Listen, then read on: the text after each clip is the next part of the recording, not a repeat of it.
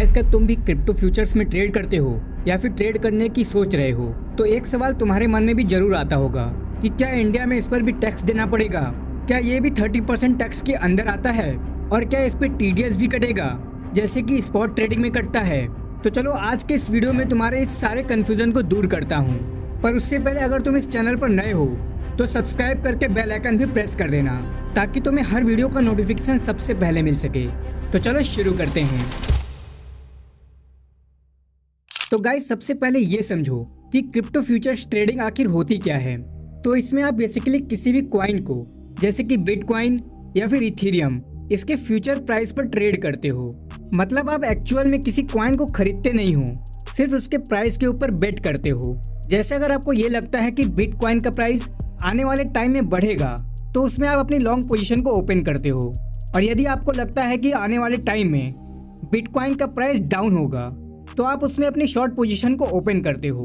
और crypto futures trading पूरी तरह से डेरिवेटिव प्रोडक्ट है, जैसे कि स्टॉक मार्केट में फ्यूचर ट्रेड होते हैं।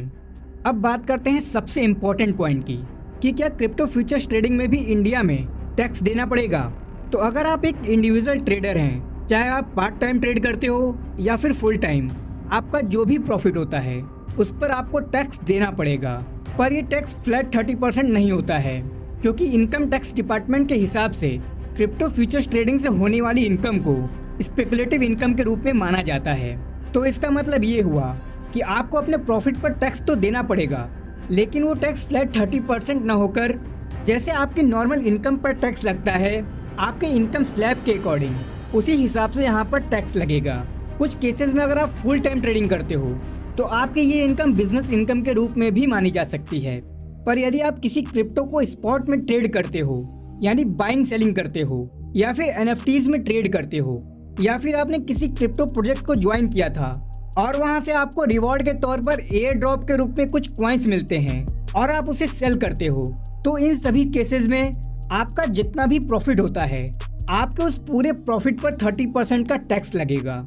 और अगर आप बात करें TDS की, तो क्रिप्टो फ्यूचर्स ट्रेडिंग पर 1% का TDS नहीं लगता है, चाहे आप सेंट्रलाइज एक्सचेंज या फिर डिसेंट्रलाइज एक्सचेंज पर ट्रेड करते हो। लेकिन ये रूल फ्यूचर में चेंज भी हो सकते हैं। तो जो लोग ये सोचते हैं कि क्रिप्टो फ्यूचर्स ट्रेडिंग में कोई टैक्स नहीं देना पड़ता, तो वो गलत है। टैक्स तो आपको देना ही पड़ेगा, बस वो फ्लैट 30% टैक्स न होकर आपके इनकम स्लैब के अकॉर्डिंग लगेगा। अब बहुत सारे लोग ऐसे भी हैं जो ये सोचते हैं कि वो सेंट्रलाइज एक्सचेंज की जगह पर अगर डिसेंट्रलाइज एक्सचेंज का यूज़ करके ट्रेडिंग करते हैं तो गवर्नमेंट को पता नहीं चलेगा और उन्हें टैक्स नहीं देना पड़ेगा। पर गाइस, सच्चाई ये है कि आप सेंट्रलाइज एक्सचेंज पर ट्रेडिंग करो या फिर डिसेंट्रलाइज एक्सचेंज पर ट्रेडिंग करो, अगर आपने क्रिप्टो से 1 रुपया का भी प्रॉफिट कमाया है तो आपको इस पर इंडिया में टैक्स देना ही पड़ेगा। इंडिया में अभी भी क्रिप्टो को रेगुलेट किया जा रहा है, लेकिन इनकम टैक्स का जो नियम है वो पहले से ही लागू है। इसलिए अगर आप इस भ्रम में हो कि आपको टैक्स नहीं देना पड़ेगा तो ये आपकी सबसे बड़ी भूल है। और अगर आप अपने क्रिप्टो से हुई इनकम को डिस्क्लोज नहीं करते हो और गवर्नमेंट के द्वारा चेक करने पर ये पता चलता है तो आपके ऊपर पेनल्टी भी लग सकती है।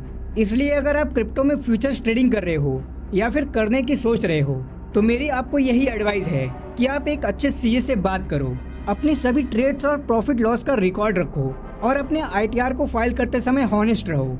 तो अगर आपको ये इन्फॉर्मेशन पसंद आई तो वीडियो को लाइक जरूर करना और अपने उन दोस्तों के साथ भी शेयर कर देना जो फ्यूचर्स में ट्रेडिंग करते हैं।